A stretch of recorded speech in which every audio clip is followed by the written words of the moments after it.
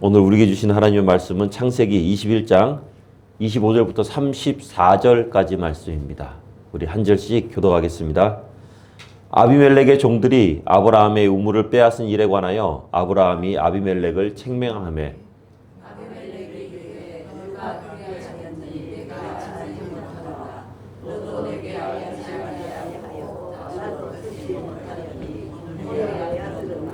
아브라함이 양과 소를 가져다가 아비멜렉에게 주고 두 사람이 서로 언약을 세우니라. 아비멜렉이 아브라함에게 이르되 이 7 암양 새끼를 따로 놓음은 어찌미냐?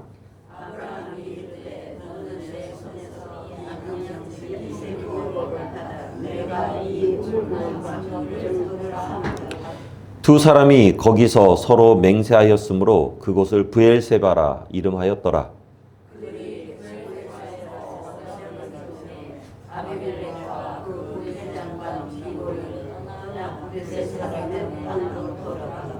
아브라함은 브엘세바에 에셀나무를 심고 거기서 영원하신 여호와의 이름을 불렀으며 여러 날을 지냈더라. 아멘. 예, 지난주에 이어서 우리는 이 아비멜렉의 방문에 관해서 계속적으로 좀 살펴볼 건데요. 방금 읽은 본문 바로 앞에 22절 말씀을 보면은 아비멜렉이 이 우호제약을 맺으러 오면서 군대 장관을 대동하고 왔습니다. 말하자면 국방부 장관과 함께 온 거예요. 이것은 일반적인 우호조약이 아니죠. 아마도 상호 불가침 조약 같은 그런 뭔가 군대와 관련된 그런 조약을 맺으려고 온 거예요. 아비멜렉은 굉장히 두려웠던 것 같습니다. 아브라함이 두려운 게 아니라 바로 그 아브라함의 하나님이 두려운 거죠. 100세의 아들을 얻게 하시는 하나님. 이 말이 안 되잖아요. 그죠? 우리 권사님이 아이를 낳은 것과 마찬가지예요, 지금. 이게 말이 안 되는 상황이에요, 지금. 어떻게 이거 하겠어요, 이게. 이방 땅에서 어떤 비즈니스를 열어도 승승장구하도록 도우시는 하나님. 그 가정에 분명히 분란과 어려움이 있는데도 불구하고 그 모든 것들이 시간이 지나고 나니까 다 형통하게 풀어지도록 만들어주시는 하나님. 무엇보다도 그 소돔과 고모라를 멸망시켜버린 그 무시무시한 하나님이 이 아브라함의 하나님이란 걸 알고 아비멜렉은 두려운 거죠. 그리고 아비멜렉은 그것만 본 게 아니라 아브라함을 통해서 엄청난 축복의 물꼬를 또 보게 됩니다. 그래서 아들과 손자대까지 다 아울러서 우리 죄악을 맺자. 나만이 아니라 우리 후대까지. 아비멜렉은 확신했던 거예요. 하나님의 축복이 아브라함에서 끝나는 것이 아니라 아브라함의 후손까지 분명히 이어질 것이다, 이거. 이 불신자인 아비멜렉이 그거를 간파한 겁니다. 하나님의 은혜는요, 놀랍게도 세상 사람들이 먼저 간파합니다. 잘 알아요. 그들이 먼저 알고 부탁하는 거죠. 제가 예전에 부산에서 사역을 할 때 지방선거가 있었는데 구의원에 출마하는 제가 아는 선배가 있었습니다. 예전에 대학 다닐 때 알고 지내던 선배인데 그 선배가 하루는 저에게 전화를 하는 거예요. 그래서 한다는 말이 나 이번에 구의원 출마하는데 나 기도 좀 해주라 그러는 거예요. 교회 안 다니는 사람입니다. 교회는 근처도 안 가본 사람입니다. 기도해달라는 거예요. 지푸라기라도 잡고 싶은 심정이겠지만 저에게 이런 말을 하더라고요. 아유, 그래도 내가 기도하는 것보다 목사님이 네가 기도하는 게 하나님이 훨씬 잘 들어주지 않겠어? 좀 기도 좀 해달라고요. 사랑하는 여러분, 이렇게 세상은요, 우리의 축복을 기다립니다. 우리가 기도해 주기를 원하는 거예요. 그리고 기대하고 있어요. 제가 어떻게 했을까요? 기도해 드렸죠. 그 선배는 어떻게 됐을까요? 떨어졌습니다. 그러면서 이제 저에게 나중에 그런 얘기를 하더라고요. 아유, 야, 네가 기도해 줬는데 내가 떨어졌다. 미안하다. 내가 열심히 안 했나 보다. 세상 사람들은 그래요. 야, 어떻게 기도했는데 내가 떨어져? 그러지 않아요. 기도해 주는 것만 해도 굉장히 고마워합니다. 굉장히 감사해야죠. 그리고 아브라함이 어떻게 했냐? 이 아비멜렉의 제안을 그대로 수용합니다. 여기에서 우리는 중요한 영적 메시지를 얻게 되는데요. 우리는 세상과 타협해서는 절대로 안 되지만 세상에서 도망가서도 안 된다는 거예요. 그리고 세상을 무조건 잘못했다고 정죄만 해서도 안 된다라는 것입니다. 왜냐하면 우리는 여전히 세상 속에 살아가면서 세상 사람들과 함께 어울리고 그들과 관계를 맺으면서 살아가야 하기 때문이에요. 일반적으로 세상을 살아가면서 우리는 불신자들하고 끊임없는 관계를 맺으면서 살아갑니다. 예를 들어서 이런 거죠.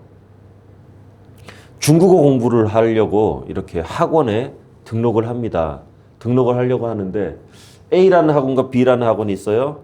한쪽은 대한불교협회 전무님이 운영하는 중국어 학원. 그리고 한쪽은 저기 큰 대형교회 장로님이 운영하는 중국어 학원. 이렇게 있습니다. 그럼 어디에서 공부해야 될까요? 어느 학원에 우리는 등록을 해야 될까요? 아주 간단합니다. 실력 좋은 학원에 가면 됩니다. 예, 잘 가르치는 학원에 가서 공부하면 됩니다. 어떤 분들은 얘기하죠. 이왕이면 장로님 학원으로 가야지 어떻게 불교 믿는 원장 밑으로 갑니까? 라고 이렇게 이야기하죠. 저는 그런 분들에게 이렇게 묻고 싶습니다. 그러면 익산에 있는 원광대학교 다니는 기독교 크리스천 학생들은 다 어떻게 해야 됩니까? 예. 학교 가면 불신자 친구들이 있죠. 그 불신자 친구들을 멀리하고 다 배척할 것인가? 직장 가면 크리스천을 싫어하는 직장 동료나 상사들이 있거든요. 그럼 우리도 저 사람이 크리스천을 싫어하니까 나도 그 사람을 막 이렇게 흘겨보면서 어디 한번 두고 보자 하면서 팔짱 딱 끼고 봐야 됩니까? 그것을 과연 하나님께서 기뻐하실까? 친구들과 함께 교제하고 직장 동료들과 함께 어울리고 주변 사람들과 함께 어울리세요. 비둘기처럼 순결하게 하지만 뱀처럼 지혜롭게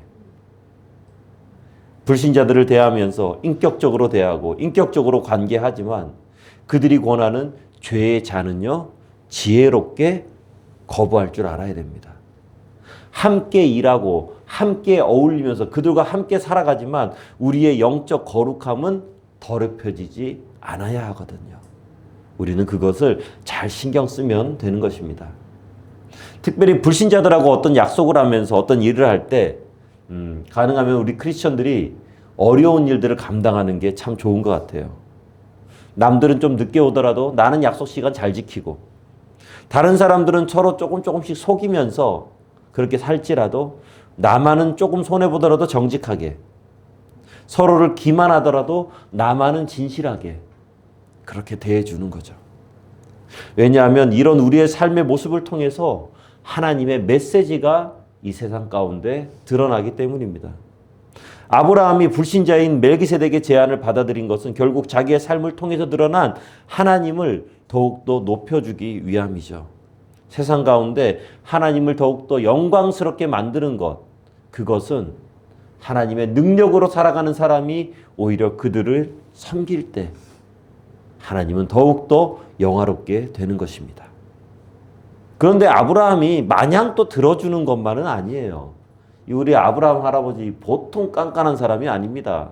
보통 사람 아닙니다. 할 말은 다 합니다. 25절 말씀 함께 읽어볼게요. 시작.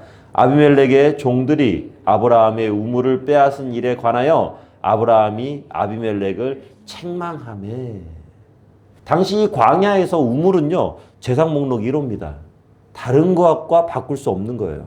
이 광야에서 물은 최고의 가치거든요. 지하 수십 미터를 뚫고 내려가서 수맥을 찾고 거기서 물을 발견하게 되면 그 물이 있는 곳은 오아시스가 되고요.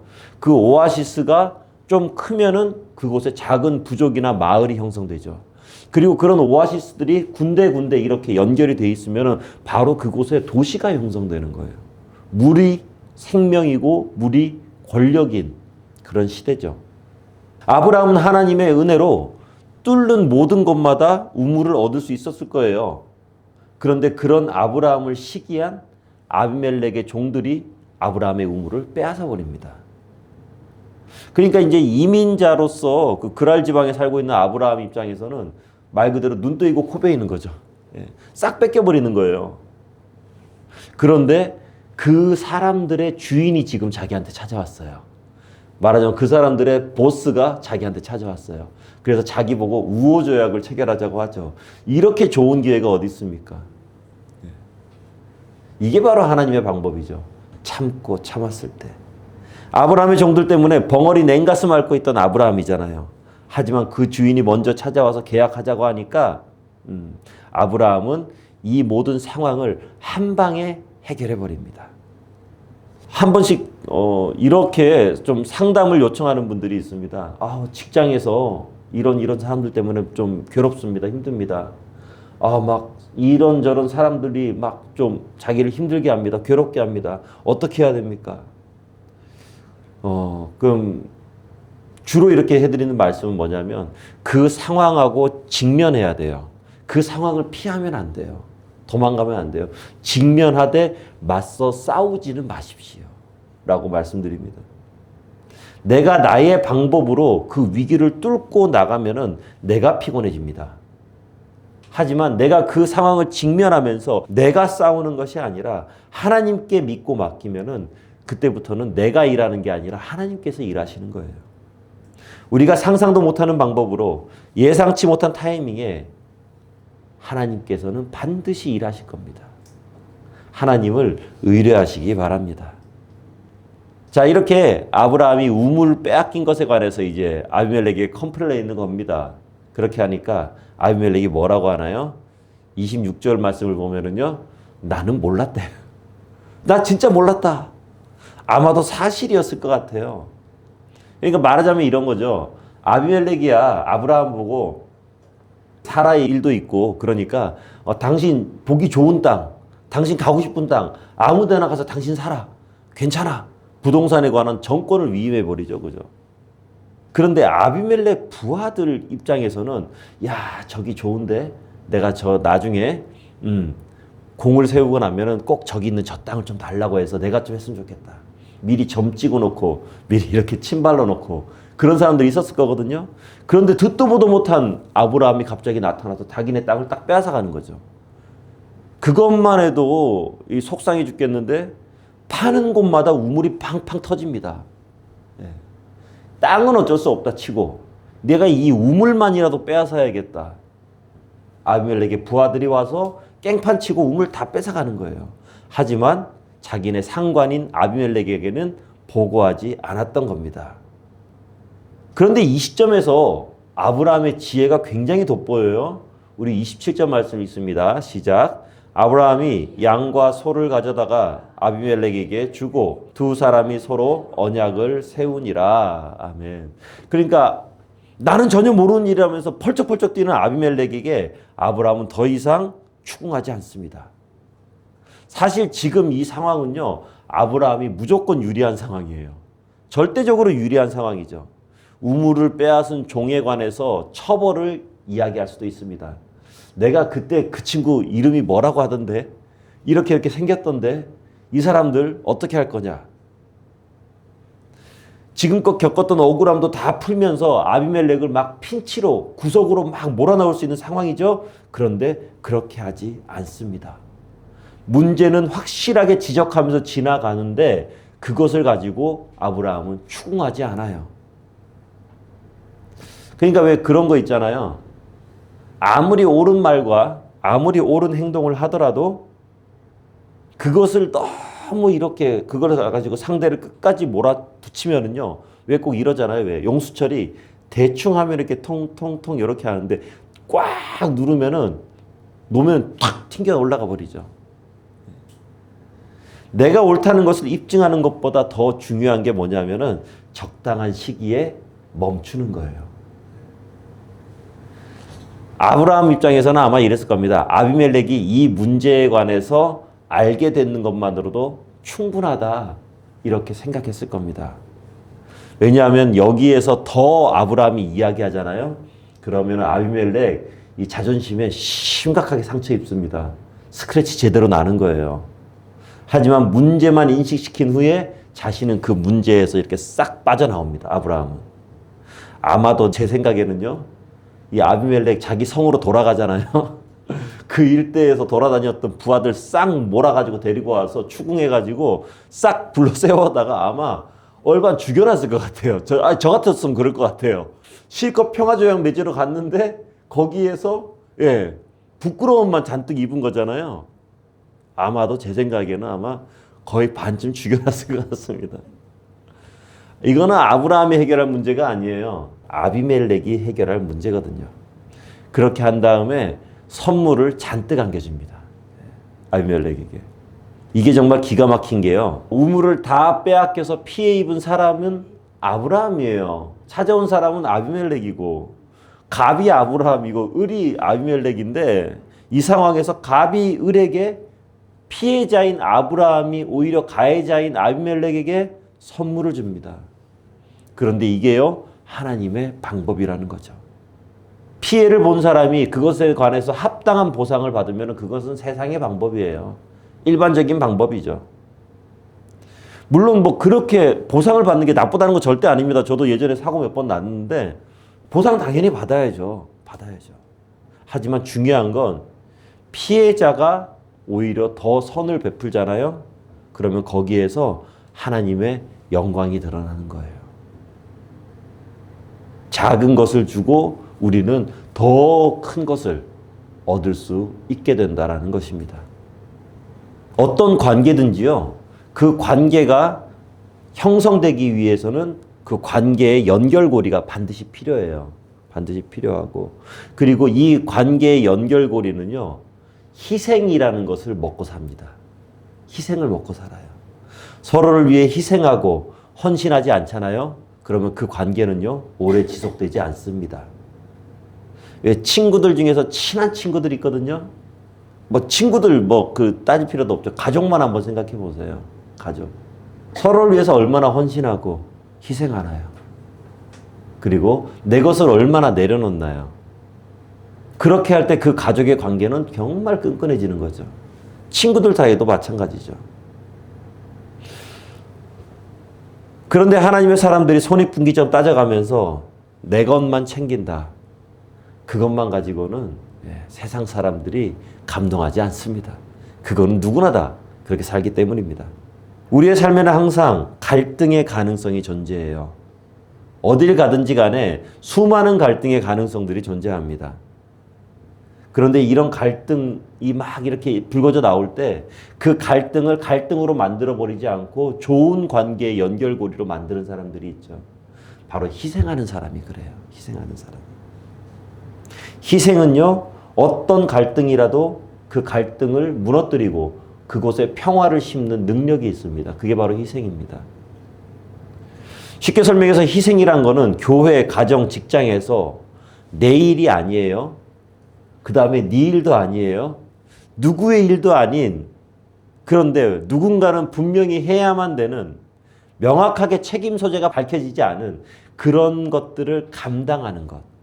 이게 바로 희생입니다. 예를 들자면 뭐 이런 거죠.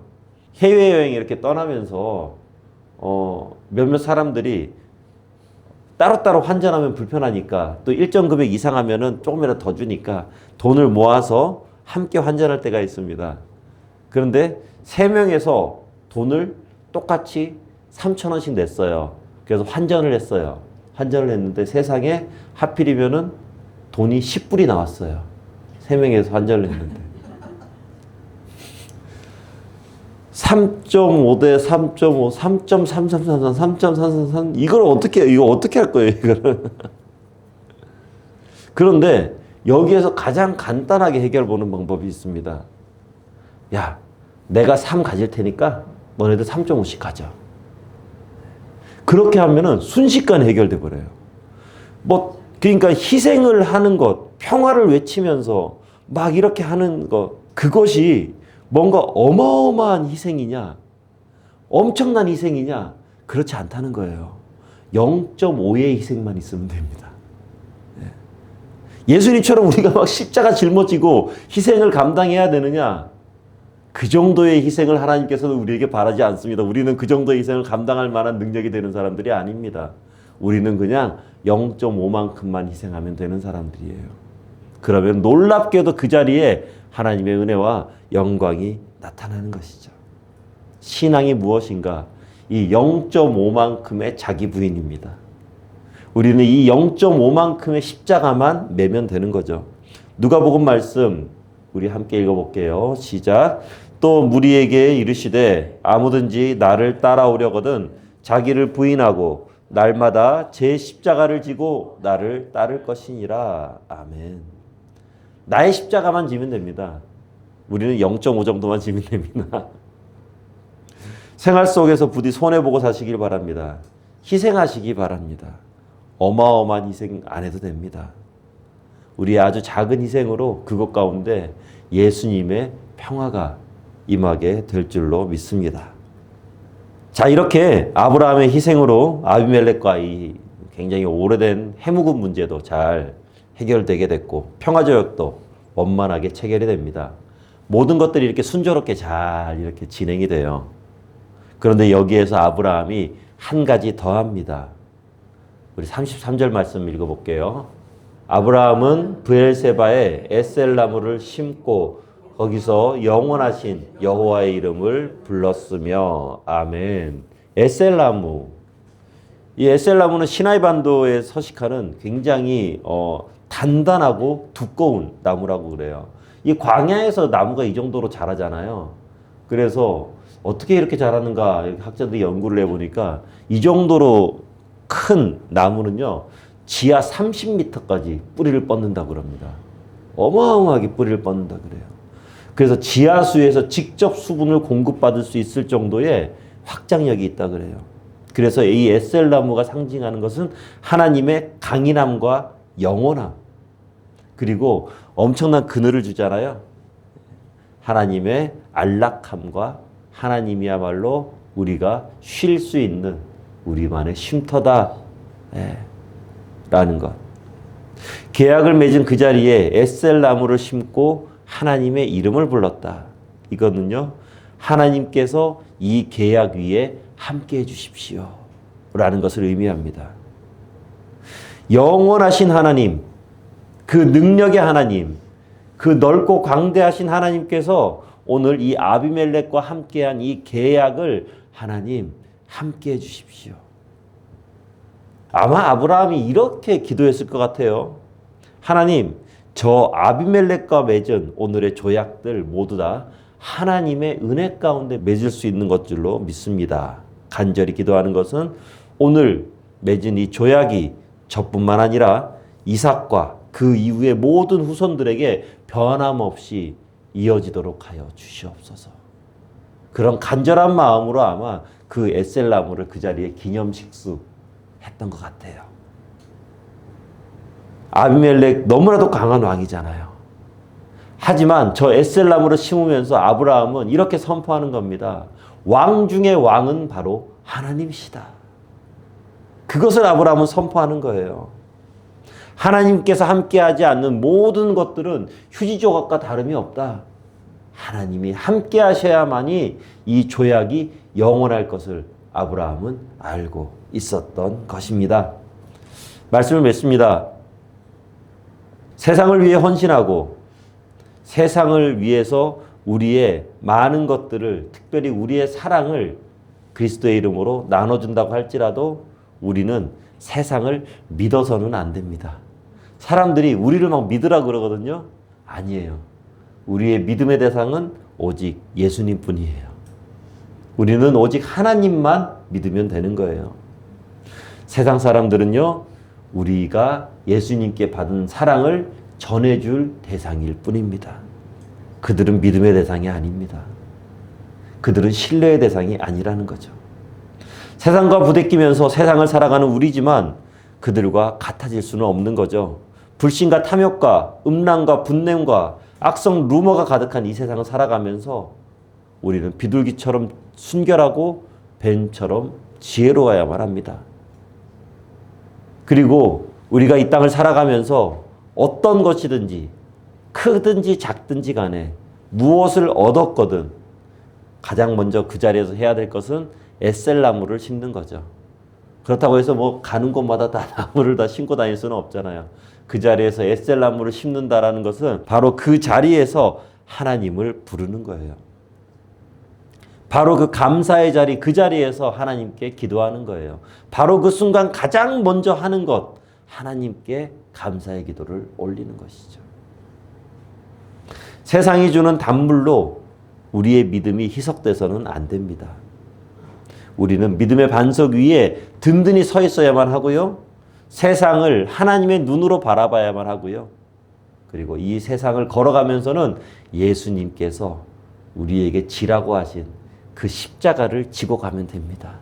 0.5만큼의 십자가를 우리가 지고 갈 때 우리가 가는 그 자리에 그리스도의 십자가가 세워질 것이고 하나님의 영광이 드러나게 될 것입니다. 이번 한 주간도 그렇게 살아가는 우리 모두가 되어지기를 주님의 이름으로 축원합니다. 기도하겠습니다.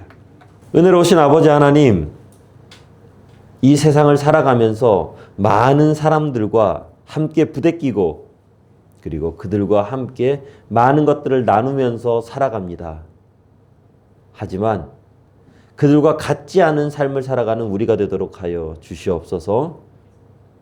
때로는 뱀처럼 지혜롭게 그리고 비둘기보다도 순결한 모습으로 오직 아버지 하나님의 영광을 드러내며 그리스도의 십자가를 세워나가는 우리 모두가 되도록 하여 주시옵소서. 하나님께서 기뻐하시는 것들이 우리 삶에 가득가득 채워지도록 하여 주시옵시고 이 세상 속에서 이 세상의 것들을 쫓아 살아가는 것이 아니라 이 세상 속에서 하나님과 동행하며 살아가는 우리 모두가 되도록 하여 주시옵소서. 그렇게 살아갈 수 있음에 감사드립니다. 예수님 이름으로 기도하옵나이다. 아멘.